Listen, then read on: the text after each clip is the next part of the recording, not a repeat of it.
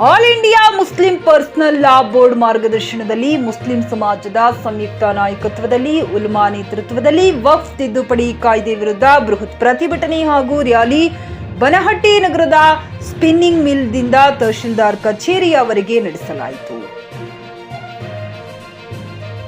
ರ್ಯಾಲಿಯಲ್ಲಿ ಸಾವಿರಾರು ಸಂಖ್ಯೆಯಲ್ಲಿ ಮುಸ್ಲಿಂ ಬಾಂಧವರು ಸೇರಿದ್ದರು. ವಕ್ಫ್ ಕೇವಲ ಮುಸ್ಲಿಂ ಸಮುದಾಯಕ್ಕೆ ಸೇರಿದ್ದು ಅದನ್ನು ಕಬಳಿಸಲಿಕ್ಕೆ ಕೇಂದ್ರ ಬಿಜೆಪಿ ಸರ್ಕಾರ ಹೊಂಚು ಹಾಕುತ್ತಿದ್ದು ಇದನ್ನು ಪ್ರಜ್ಞಾವಂತ ನಾಗರಿಕ ಸಮಾಜ ಒಪ್ಪಲಿಕ್ಕೆ ಸಾಧ್ಯವಿಲ್ಲ ಎಂದು ಎಚ್ಚರಿಸಿದರು.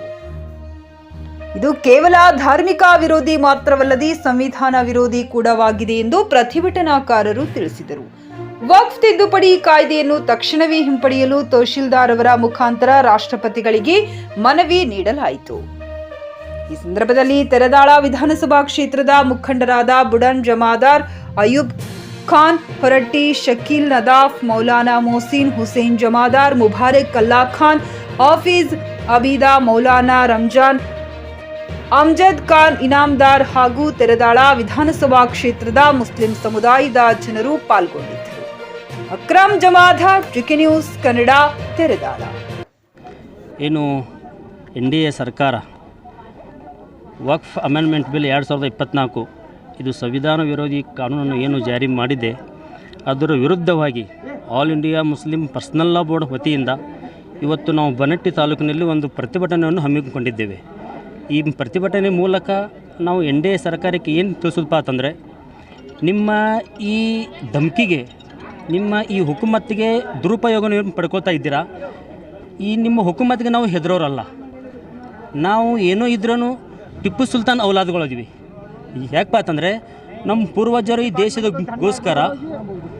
ಈ ದೇಶದಗೋಸ್ಕರ ಭಾಳಷ್ಟು ರಕ್ತವನ್ನು ಕೊಟ್ಟು ಈ ದೇಶದ ಸ್ವತಂತ್ರವನ್ನು ಮಾಡಿಕೊಂಡಿದ್ದಾರೆ. ಅದರ ಸಲುವಾಗಿ ನಾವು ಹೇಳ್ತಾ ಇದ್ದೀವಿ, ಕೋರ್ಟಿಗೆ ಹೋಗಿದೆ. ನಮಗೆ ನಮ್ಮ ಸಂವಿಧಾನ ಮೇಲೆ ಭರೋಸಾ ಇದೆ. ಡಾಕ್ಟರ್ ಬಾಬಾ ಸಾಹೇಬ್ ಅಂಬೇಡ್ಕರ್ ಅವರು ನಮಗೆ ಹಕ್ಕನ್ನು ಕೊಟ್ಟಿದ್ದಾರೆ. ನಾವು ಏನಾದ್ರೂ ಕೂಡ ಈ ದೇಶದಗೋಸ್ಕರ, ಸಂವಿಧಾನಗೋಸ್ಕರ, ವಕ್ಫ್ಗೋಸ್ಕರ ಇನ್ನೂ ಉಗ್ರ ಹೋರಾಟವನ್ನು ಮಾಡಿ ನಮ್ಮ ಹಕ್ಕನ್ನು ನಾವು ಉಳಿಸ್ಕೋತೀವಿ. ನಾನು ಭರವಸೆಯನ್ನು ಕೊಡ್ತಾ ಇದ್ದೇನೆ. ಇದು ಮೋದಿ ಅವರು ಹೇಳಿದರು ನಮ್ಮ ಭಾರತೀಯರಿಗೆ, ನಮ್ಮ ಮುಸಲ್ಮಾನವರಿಗೆ ಏನು ಹೇಳಿದ್ರು ಅಂದರೆ, ನಾವು ಮುಸಲ್ಮಾನನಲ್ಲಿ ಒಂದು ಕೈಯಲ್ಲಿ ಕುರಾನ್ ಕೊಡ್ತೇನೆ, ಒಂದು ಕೈಯಲ್ಲಿ ಕಂಪ್ಯೂಟರನ್ನು ಕೊಡ್ತೇನೆ. ಇವತ್ತು ಇದು ಭಾಷಣಕ್ಕೆ ಅತ್ತ ಸೀಮಿತ ಆದಾರ ಮೋದಿಯವರು. ಮೋದಿಜಿ ತಾವು ವಿಚಾರ ಮಾಡಬೇಕು. ಒಂದು ದೊಡ್ಡ ಅಂಥ ಸಮುದಾಯ ನಮ್ಮ ರೋಡ್ ಮ್ಯಾಗ ನಿಂತು ಅದಕ್ಕೆ ಹೋರಾಟ ವಿರೋಧ ಮಾಡಾಕತ್ತೈತಿ. ಆ ಜನಕ್ಕೆ ಬಿಟ್ಟ ಕೆಲವೊಂದು ದಲಾಲ್ ಬೋರಾ ಸಮಾಜನು ಮಾತು ಕೇಳಿ ತಾವು ಈ ತೀರ್ಪು ತರಕ್ಕೆ ಹೊಂಟಿದ್ದೀರಾ. ದ್ರೌಪದಿ ಮುರ್ಮು ಅವರೇ, ತಾವು ರಾಷ್ಟ್ರಪತಿ ಅದಿರಿ. ಇದು ಇಷ್ಟು ಜನರು ಎಷ್ಟು ವಿರೋಧ ಮಾಡಾಕತ್ತಾರು, ತಾವು ವಿಚಾರ ಮಾಡಬೇಕು. ಮುಸ್ಲಿಂ ಜನರು ಎಷ್ಟು ರೋಡ್ ಮ್ಯಾಗ ಇಳಿದು ಹೋರಾಟ ಮಾಡಾಕತ್ತಿದ್ದು, ಇದು ನಮ್ಮಲ್ಲಿ ವಿಷ ಬೀಜವನ್ನು ಬಿಡ್ಸಾಕತ್ತೀರಿ. ಭಾರತದಲ್ಲಿ ಹಿಂದೂ ಮುಸ್ಲಿಂ ಕೋಮು ಗಲಭೆ ಒಳಗೆ ಇದು ಸರಿಯಲ್ಲ. ಒಂದು ದೇವರು ನಿಮಗೆ ನೋಡ್ತಿದ್ದಾನೆ, ಪರಮಾತ್ಮನೂ ನೋಡ್ತಿದ್ದಾನೆ, ಅಲ್ಲಾನು ನೋಡ್ತಿದ್ದಾನೆ. ಶಕ್ತಿ, ದುಡ್ಡು, ತಮ್ಮ ತಾಕತ್ತನ್ನು ಯಾವನ್ನೂ ಕಾಯಂ ಉಳಿದಿಲ್ಲ. ಮೋದಿಯವರೇ, ತಾವು ಭೂಮಿ ಮೇಲೆ ಇರುವುದಿದೆ. ಆ ದೇವರಿಗೂ ತಾವು ಇದರ ಲೆಕ್ಕಪತ್ರನೂ ಕೊಡುವುದಿದೆ. ಇದು ಬದಲ ತಾವು ವಿಚಾರ ಮಾಡಬೇಕು.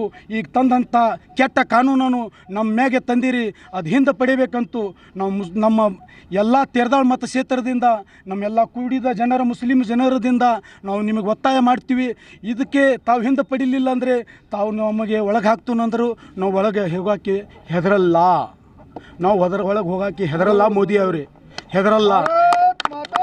ನಾವು ಅಲ್ಲಾನ ಶಿವ ಯಾರಿಗೂ ಹೆದರಲ್ಲ, ಸಂವಿಧಾನ ಶಿವ ಯಾರಿಗೂ ಹೆದರಲ್ಲ. ಸಂವಿಧಾನ ನಾವು ನಮ್ಮ ಸಂವಿಧಾನ ಏನು ಹೇಳ್ತೈತೆ ಅದರ ಮ್ಯಾಗೆ ನಾವು ನಡೀತೀವಿ. ಸಂವಿಧಾನ ಜಿಂದಾಬಾದ್. ನಿಮ್ಮ ಮಕ್ಕಳ ಉಜ್ವಲ ಭವಿಷ್ಯಕ್ಕಾಗಿ ಶ್ರೀ ಶಾಬ್ರ ರೇಣುಕಾ ವೀರ ಗಂಗಾಧರ ಶಿವಾಚಾರ್ಯರ ಮಾರ್ಗದರ್ಶನದಲ್ಲಿ ನಡೆಯುತ್ತಿರುವ ಶ್ರೀ ಶಿವಯೋಗಿ ವಿದ್ಯಾಲಯ ಶಾಲೆಯಲ್ಲಿ ದಾಖಲಾತಿ ಪಡೆಯಿರಿ. ಇಲ್ಲಿ 1ನೇ ತರಗತಿಯಿಂದ 10ನೇ ತರಗತಿಯವರೆಗೆ ಪ್ರವೇಶ ಪ್ರಾರಂಭವಾಗಿದ್ದು ಉನ್ನತ ಗುಣಮಟ್ಟದ ಶಿಕ್ಷಣದ ಜೊತೆಗೆ ಆಟ, ಯೋಗಾಸನ, ಡ್ಯಾನ್ಸ್, ಕರಾಟೆ ತರಬೇತಿಯೂ ನೀಡಲಾಗುತ್ತದೆ.